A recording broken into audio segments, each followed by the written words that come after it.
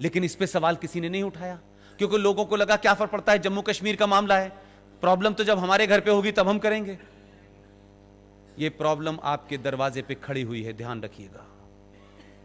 सत्ताएं रहेंगी, लेकिन राष्ट्र को बचाने के लिए समाज को बाहर आना पड़ेगा। ये जिन खतरों की आप चिंता कर रहे हैं, उस खतरे की चिंता मुझे नहीं है। 4 राज्यों का देश, 20 करोड़ पॉपुलेशन। ऐसा लगता है कि भारत के सामने सबसे बड़ा चैलेंज पाकिस्तान है।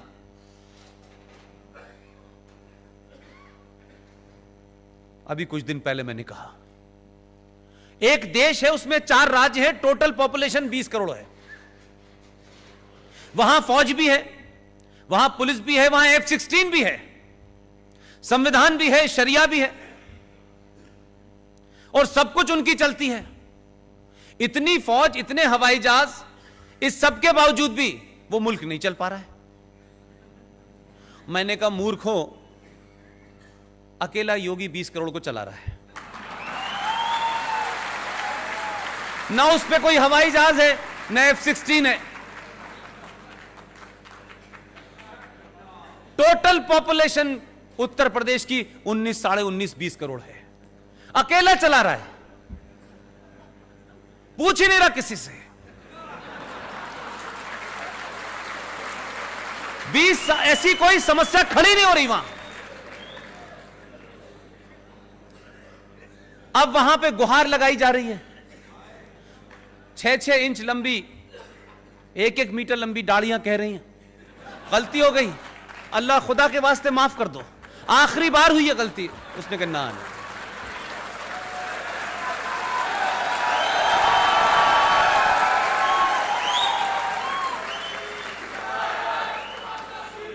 इसलिए मैंने कहा कि धन्य है आप लोग,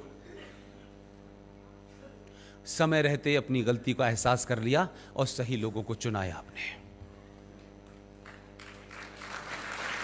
मैं किसी सरकार का पक्षधर नहीं हूं, लेकिन जो सरकार, जो लोग इस राष्ट्र को बचाएंगे, उनके लिए कितना भी लड़ना पड़े लड़ूंगा।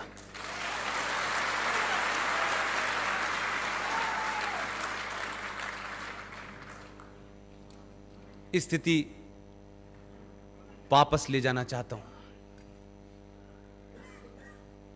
वो 70 साल से जम्मू कश्मीर की इस्लामिक हुकूमत से, जहां मुसलमानों की मेजॉरिटी थी, 90% कानून उस विधानसभा में एंटी हिंदू हुए। सरकारें आई, सरकारों को ब्लैकमेल किया गया, वहां का आतंकवाद, वहां का सेपरेटिज्म, और वहां की सरकारें एक साथ कोऑर्डिनेशन में काम करती थी।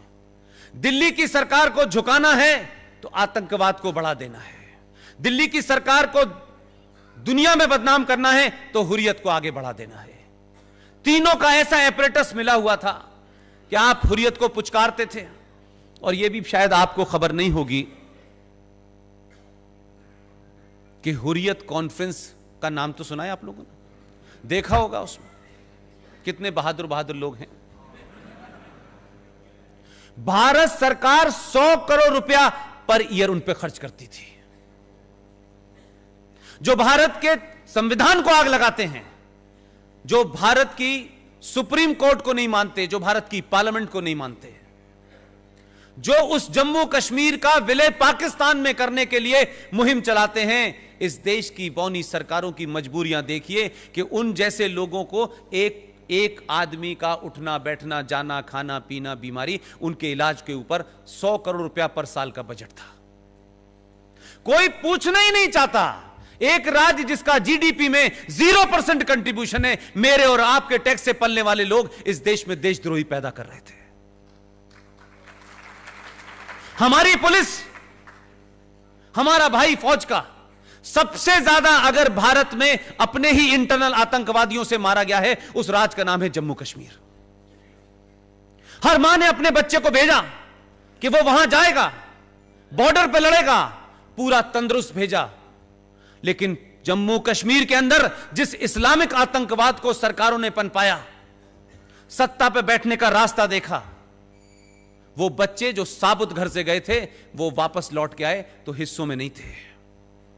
हरियाणा का कोई गांव ऐसा नहीं है जिस गांव का बच्चा जम्मू कश्मीर में इंटरनल जिहादी आतंकवादियों से न मारा गया हो, इस्लामिक आतंकवाद का शिकार न हुआ हो। वही राज्य कहता है कश्मीर को जमहूरियत चाहिए, इंसानियत चाहिए और कश्मीरियत चाहिए। यानी इस देश में बाकी 30 सूबों को इंसानियत नहीं चाहिए, सिर्फ इन्हें ही चाहिए। यह अल्लाह के फरिश्ते हैं। वहां 100 करोड़ से घटते घटते बजट ही समाप्त हो गया है। ये अंदरूनी तकलीफें हैं। लोग सड़क पे पत्थर इसलिए नहीं मान रहे कि हज करते वक्त पता चला कि शैतान को पत्थर मारा जाता है। हज की एक परंपरा है कि हज जब आप जाएंगे तो जब तक वो अराफात की पहाड़ी पे एक बड़ा सा पत्थर है उस पे उठा के कंकड़ नहीं मारेंगे, उसे शैतान माना जाता है। इसलिए पत्थर मारने की परंपरा यह है कि जिस पे ऊपर पत्थर मार रहे हैं ये इस्लामिक लोग, इसका मतलब है वो शैतान है। ये नई परंपरा नहीं है, ये वहां से आई है। जो आज देश को जलाने उतरे हैं, जो देश में आग लगाने उतरे हैं, उनका दर्द समझिए क्या है। आपने ऐसा डॉक्टर भेजा है बिना सर्जरी के इलाज कर रहा है।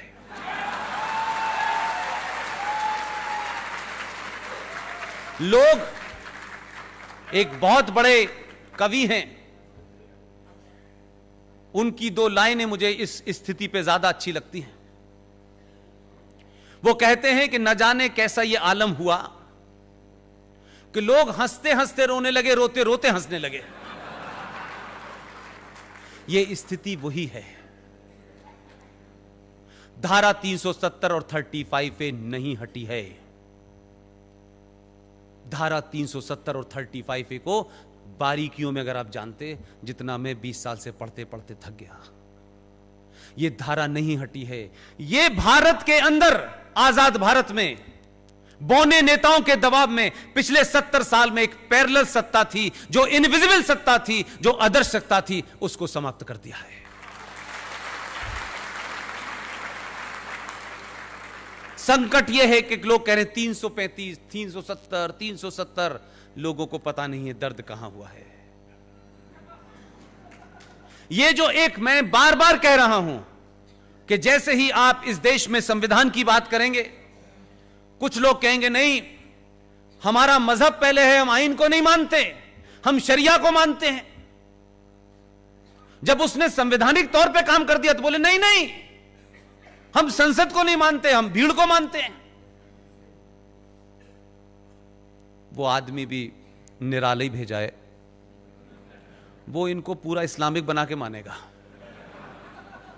पीछे ही पड़ गया इनके। अल्लाह ने फरमाया है कुरान मजीद में एक जगह, मैं नहीं जानता कि वो कुरान पढ़ के आए हैं या नहीं पाए हैं, या उनके एडवाइजर उन्हें बता रहे हैं, लेकिन काम ठीक राह पे हो रहा है। कुरान मजीद में एक जगह लिखा हुआ है, क्या है मुसलमानों, मेरे ऊपर ईमान लाने वाले लोगों, मैंने इस कायनात, इस सृष्टि के अंदर, इस ब्रह्मांड में सब कुछ तुम्हारे लिए रखा है। तुम्हारी जितनी भी जरूरतें हैं उसका मैंने इंतजाम किया हुआ है।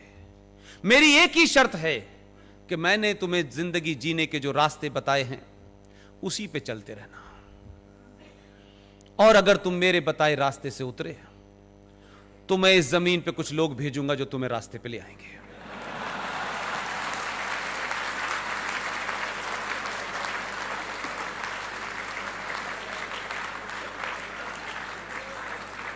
इसलिए मैंने कहा पढ़ना बहुत जरूरी है। अभी तो एक ही ने पढ़ा है कई करोड़ों में से। अगर आप सबने पढ़ लिया तो ये फिर पत्थर अपने ऊपर मारेंगे। ध्यान रखिएगा, आपको लड़ने के लिए कुछ नया नहीं करना है, कुछ नया नहीं करना है। जो सरकार में बैठे हैं, जो सरकार को करना चाहिए था, वो सरकार पहली बार कर रही है।